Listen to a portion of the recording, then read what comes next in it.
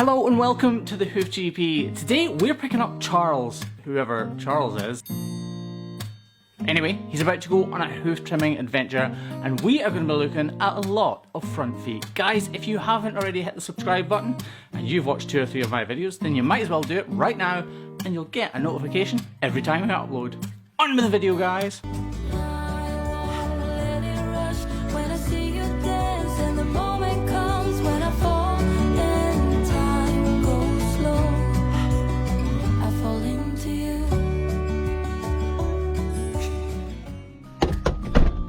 First, I gotta go and pick up the curse from the new house though.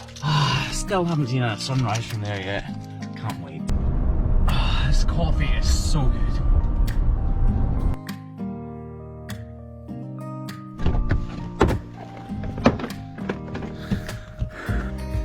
That right there is gonna be the view I wake up to every morning very, very soon.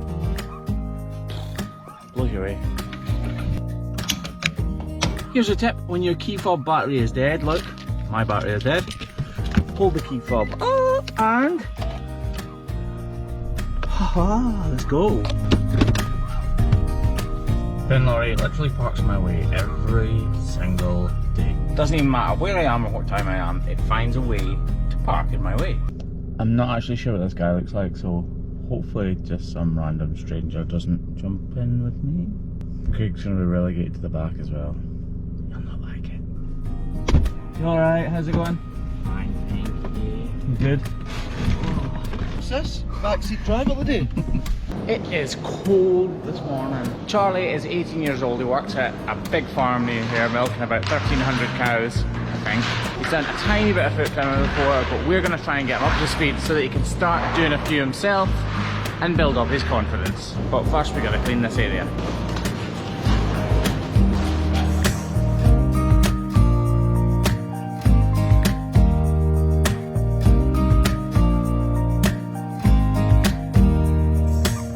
Craig's not happy because my one's bigger than his one is.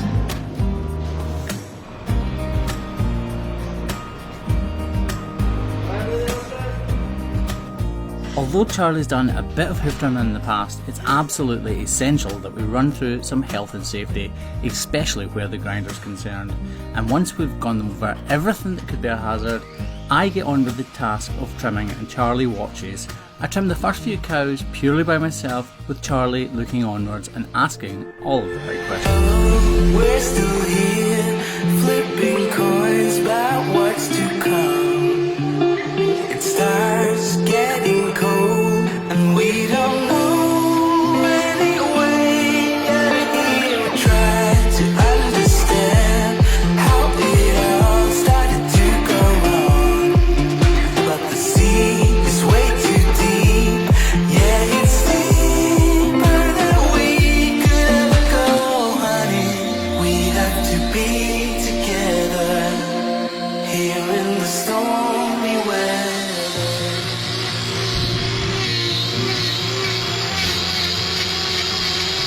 So this guy's going to need a block. When a cow walks in the crush, you're not trying to make her feet look pretty or perfect or anything like that. You're just trying to make the cow feel more comfortable. No way. So now you can see obviously there's an 1.5 inch of 35mm difference between here and here, so there's no weight on this whatsoever. But you can also see there's a problem underneath that. We need to solve that problem now.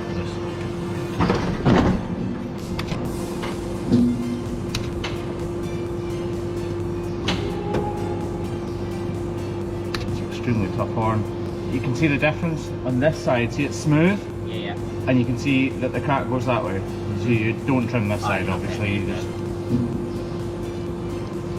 You could be really tempted just to dig away in there, but actually, when you remove the horn, maybe this will disappear.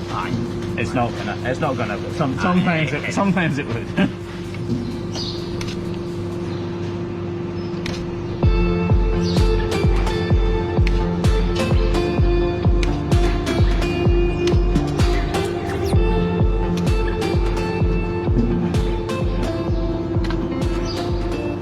There is still, again, this horn, so I'm going to go a bit deeper now, like cutting around about this.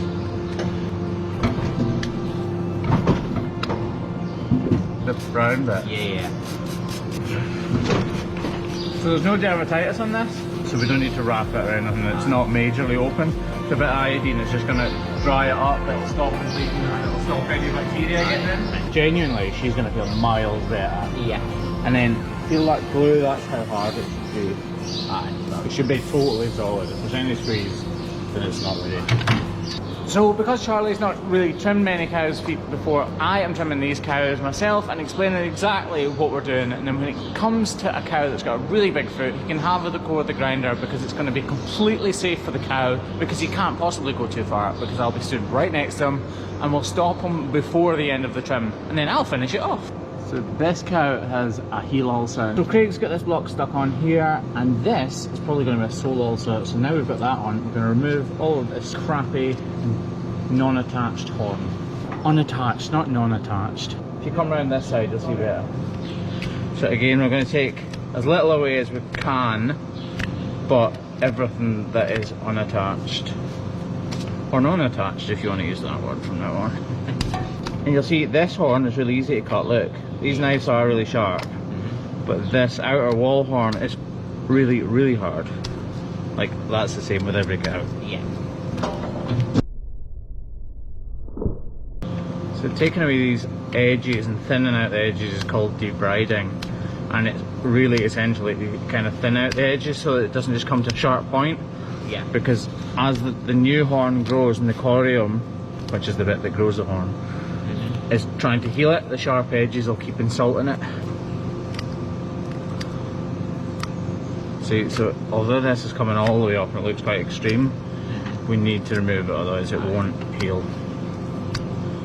But again, you could have stopped by now. You could just have put that block on and taken this foot down a bit, and she would be more comfortable. So problems like this come about because this cow hasn't been trimmed at an early enough stage, and this claw has become too big, so it's bearing too much weight, and that in turn bruises the corium, which eventually causes an ulcer, which is exactly what this is, a heel ulcer. So the reason we model this out, it's not to make it look pretty or anything. The main problems you'll get in cows are sole ulcers, and they happen in here, here and here. Usually it's on the inside claw on the front feet and on the outside claw on the back feet. You know how we saw the bruising earlier on? Well, the bruising is an ulcer, but it's the very beginning of an ulcer. So if we hadn't removed the height from here, then the bruise that is here, there's not one on this foot, but if there was, it would have got worse and worse and worse, and then eventually basically blistered, and that's an ulcer. So we've trimmed about 10 cows now. Charlie's been watching every single one and asking all of the right questions, which is really good. And now it's time for him to have a go and have a feel of exactly what it is he's going to be doing. Come on, girls, stop!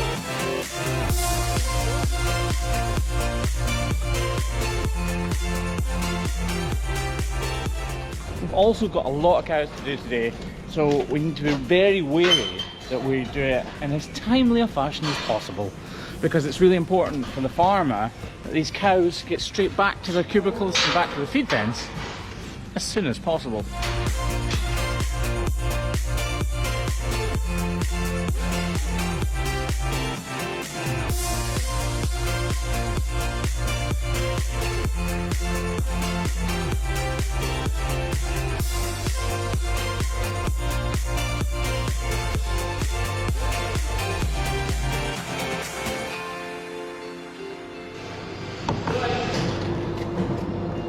Part of me you guys always see. Me making the coffees. Wait for the Craigbotwood takeover video. That's when it's all going to change. Graham will be making the coffees. I never hold it with one hand. And once the second batch of cows are in, it's time for Charlie to have a go at trimming himself, with me right beside him, checking his every move to make sure that he doesn't go too far for either him or for the cow. And then it's time for the most important meal of the day, coffee. This is Craig's mug. Thanks for lending me. As well.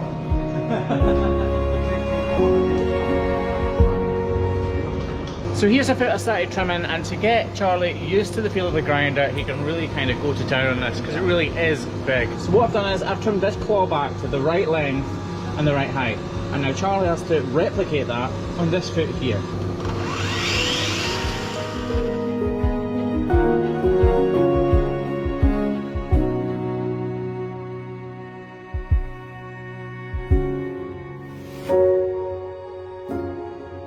really is pleasing to see somebody progress so quickly, and Charlie really is beginning to pick it up after only 10 or 15 cows, so I'm pretty sure he's going to be a good hoof trimmer.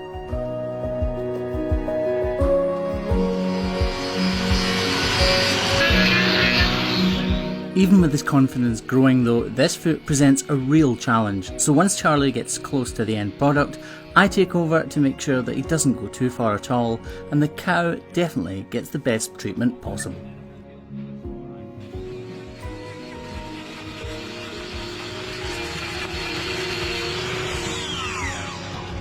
What's that? Yeah, exactly that, and that's partly why you don't go straight to that, because a lot of time during the normal steps it'll come away. It's in my way a wee bit there, so I'll just cut it off. Get rid of this crack.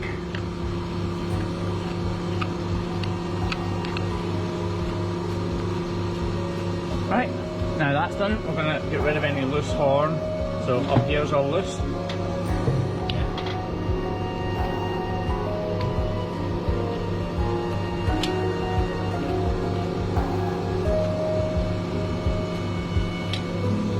And then there's loose horn there, it's all cracking, so we'll take that away. And with that done, here's a quick before and after, and I'm pretty sure you'll appreciate that this cow will be far more comfortable. No, don't stand there. So this cow has an existing block, and it's probably been on about 2 months worth. So this is a really good one to show Charlie exactly how to deal with cases like this. So you can see straight away before I've even cleaned it that there's been a major problem here. See how it's yellow? That means it's been bleeding at some point. The yellowness is from the white plasma, like so white blood cells that's seeping into the horn as it's growing. In other words, it's healing up pretty well. So we don't want to send her backwards after all this progress. If you press that, so give that a press. It's very soft, isn't it? So if you press there, that'll feel like rock.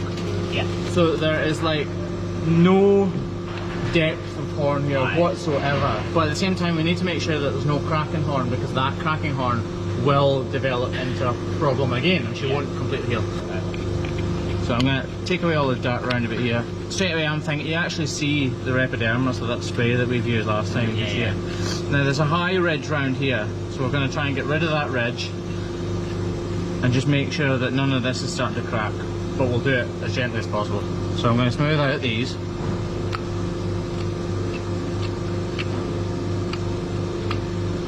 And this is, it's mostly to ensure, to check that it is all properly attached. So you see this little tiny crack here? It looks like nothing, but we need to make sure that that isn't going to materialise into a problem.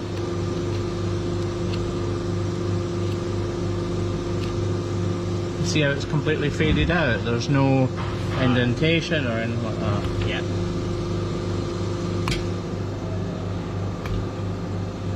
And see this ridge, the reason I'm removing it is, remember I said that you can dig a hole in a cow's foot slightly, but you need to remove the side so the slurry can get out?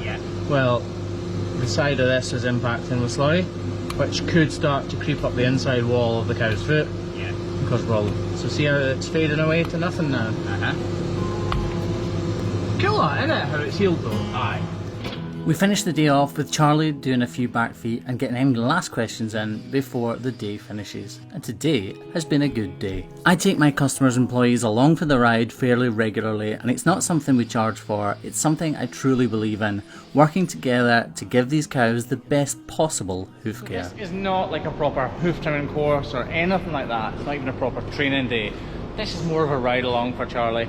He has done the odd foot before, and the farm he works at would like him to do kind of SOS, emergency hoof care. In other words, get the cows feeling more comfortable so that someone else, like the foot trimmer or the vet, can then deal with them a few days later or whenever it is they're due to come to the farm. Charlie started out with pretty much no knowledge, and he's actually picked up really well. So our advice for him is to go straight back to the farm that he works at, pick up a few cows' feet and get some functional hoof trimming in. In other words, be gentle, don't take too much off, get them pain free. So if they've got something wrong with their foot, he'll put a block on the good sound claw, take away some of the loose horn, but not necessarily go as far as me and Craig would. The ideal would be that Charlie goes back tomorrow and picks up a few cows' feet so that he can really put to work the things that he's been learning today. How do you do that then, Charlie? Oh, I don't know. You're going to go back and trim some more? Yes. We might, maybe, depending on what Joanne says, get Charlie back in a few weeks to come out trimming again, because once his knife skills have kind of built up and once your grinder skills are better, you actually kind of get more from him. Yeah.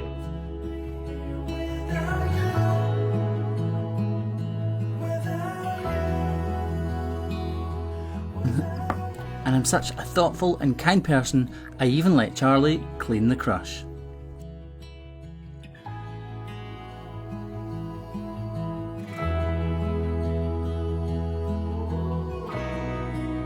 Thanks to every single one of you for watching and supporting the channel, guys. Talk to you soon.